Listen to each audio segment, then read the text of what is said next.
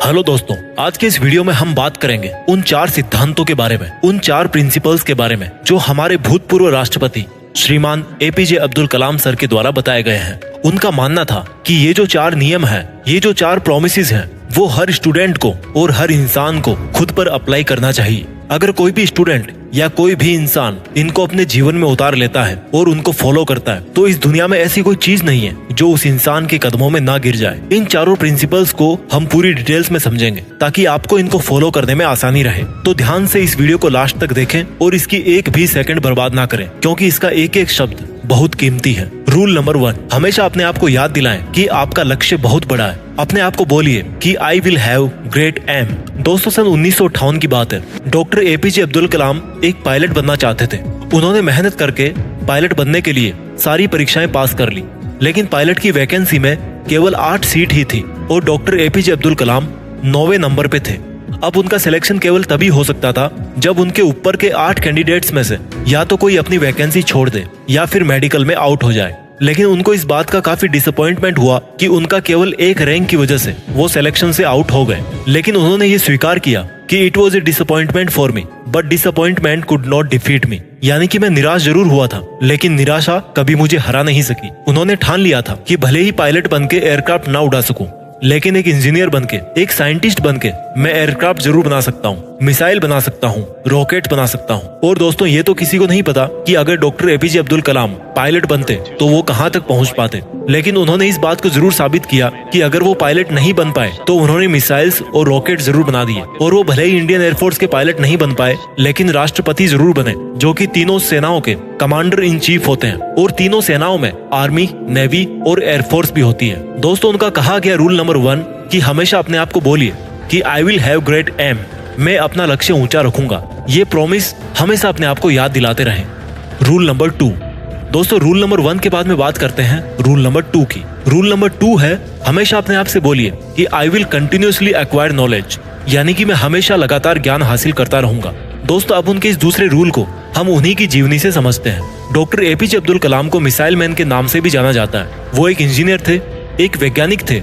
उन्होंने बहुत सारे मिशंस को लीड किया और सक्सेसफुल भी रहे। उन्होंने पद्म भूषण, पद्म विभूषण और भारत रत्न जैसे हाईएस्ट सिविलियन अवार्ड जीते। वो भारत के 11वें राष्ट्रपति भी बने। लेकिन इसके बावजूद भी उन्होंने ये माना कि वो अपने आप को एक टीचर समझते हैं, वो अपने आप को एक अध्यापक समझते हैं। और उनको सबसे ज्यादा खुशी तब मिलती है जब उनका कोई स्टूडेंट PhD पूरी कर लेता है। यानी कि उनकी लाइफ में अगर सबसे ज्यादा जरूरी कोई चीज थी तो वो थी एजुकेशन, नॉलेज। उनका मानना था कि एजुकेशन के लिए, यानी कि ज्ञान के लिए, जो सबसे बेस्ट टाइम होता है वो होता है स्टूडेंट लाइफ। और किसी भी इंसान की सक्सेस के पीछे उसकी एजुकेशन का, उसके नॉलेज का सबसे बड़ा हाथ होता है। उनका ये मानना था कि अगर एक स्टूडेंट का सबसे प्राइमरी कोई जॉब है तो वो है अच्छी शिक्षा ग्रहण करना। एक विद्यार्थी को एजुकेशन के अलावा किसी दूसरी चीज के बारे में नहीं सोचना चाहिए। अगर एक स्टूडेंट एजुकेशन के अलावा कुछ और करना चाहता है तो वो वीकेंड्स में किसी हॉस्पिटल के बाहर गरीब लोगों के प्रति अपनी संवेदना व्यक्त कर सकता है, उन्हें खाना दे सकता है, उन्हें खुशी दे सकता है, पेड़ पौधे लगा सकता है, दूसरे लोगों को भी शिक्षा दे सकता है। लेकिन इन सब कामों के बावजूद भी एक स्टूडेंट के लिए केवल नॉलेज हासिल करना ही सबसे पहली प्राथमिकता होनी चाहिए। यानी कि आपको हमेशा अपने आप को ये याद दिलाना है कि चाहे कुछ भी हो, मैं सीखना नहीं छोड़ूंगा। दोस्तों, पहला रूल था अपने आप को याद दिलाना कि I will have great aim, और दूसरा रूल है अपने आप को याद दिलाना कि I will continuously acquire knowledge. इसके बाद में बात करते हैं रूल नंबर 3 की। Rule number 3, doctor APJ Abdul Kalam का तीसरा नियम था कि अपने आप से हमेशा ये प्रॉमिस करें कि मैं हमेशा हार्ड वर्क करता रहूंगा, यानी कि I will do hard work. दोस्तों, 1973 की बात है। विक्रम साराभाई अंतरिक्ष केंद्र के चेयरमैन प्रोफेसर सतीश धवन ने डॉक्टर एपीजे अब्दुल कलाम से कहा कि हमें एक सैटेलाइट लॉन्च व्हीकल बनाना है, यानी कि एक ऐसा रॉकेट जिसमें हम सैटेलाइट रख करके उसको अंतरिक्ष में भेज सकें। डॉक्टर एपीजे अब्दुल कलाम ने इस काम को पूरी जिम्मेदारी के साथ स्वीकार किया। वो इस प्रोजेक्ट और मिशन के डायरेक्टर थे, यानी कि पूरी टीम को उनके नीचे काम करना था। उनके नीचे 1000 से भी ज्यादा दूसरे इंजीनियर थे और करीब 10,000 वर्कर थे। इनके अलावा भी ऐसे बहुत सारे लोग थे जो इनडायरेक्टली इस मिशन से जुड़े हुए थे। इतनी बड़ी टीम को 6 साल का वक्त लगा प्रोजेक्ट शुरू करने से लेकर लॉन्च के दिन तक। 17 अगस्त 1979 इस तारीख को सैटेलाइट लॉन्चर का टेस्ट होना था। लॉन्च के 8 मिनट पहले सारा कंट्रोल कंप्यूटर के हाथों में दे दिया गया, लेकिन उसी वक्त एक चेतावनी आई कि लॉन्चिंग में कुछ दिक्कत है। लॉन्च के ठीक 4 मिनट पहले ये डायग्नोस किया गया कि लॉन्चर में कुछ लीक्स हैं। लेकिन उनके टीम के जो एक्सपर्ट थे उनकी ये राय थी कि लीक्स के बावजूद भी रॉकेट में इतना सफिशिएंट ऑक्सीडाइजर है कि वो अपना लॉन्च जारी रख सकते हैं। और मिशन लीडर होने की वजह से डॉक्टर कलाम को ये डिसीजन लेना पड़ा कि वो रॉकेट को लॉन्च करेंगे। लेकिन लॉन्च के कुछ मिनट्स बाद ही वो रॉकेट पृथ्वी की कक्षा में ना जाकर बंगाल की खाड़ी में जाकर गिर गया। 6 साल की मेहनत, हजारों लोगों के कई लाखों वर्किंग आवर्स, जनता का पैसा और मिशन फेल हो गया 2 मिनट में।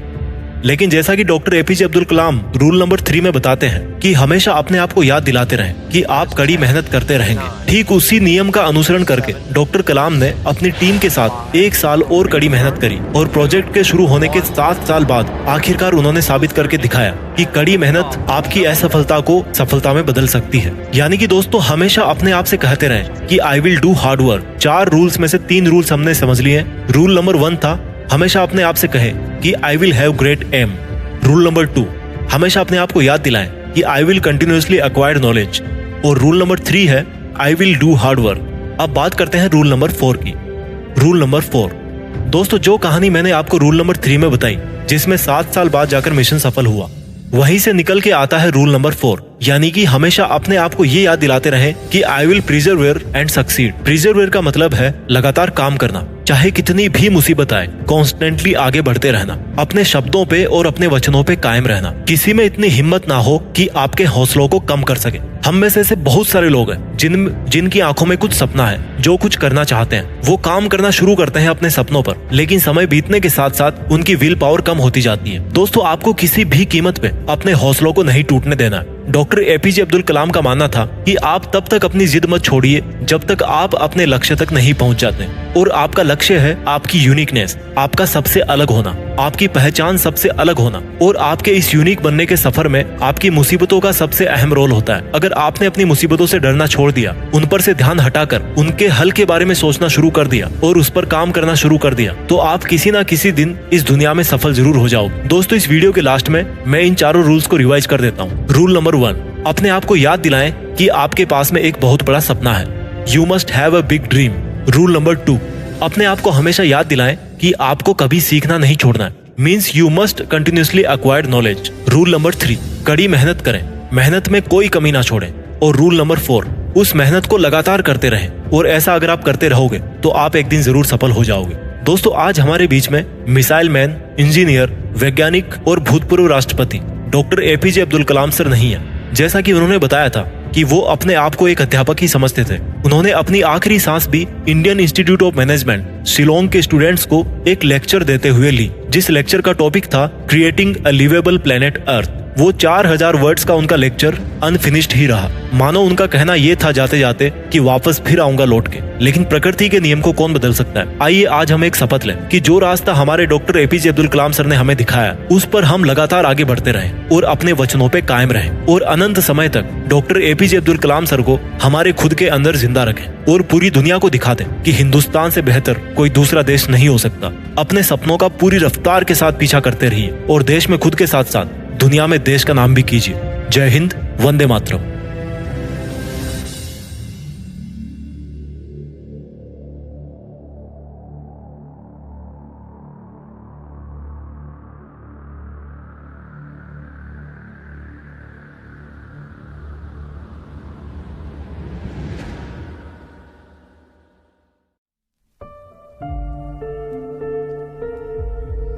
जीत फिक्स।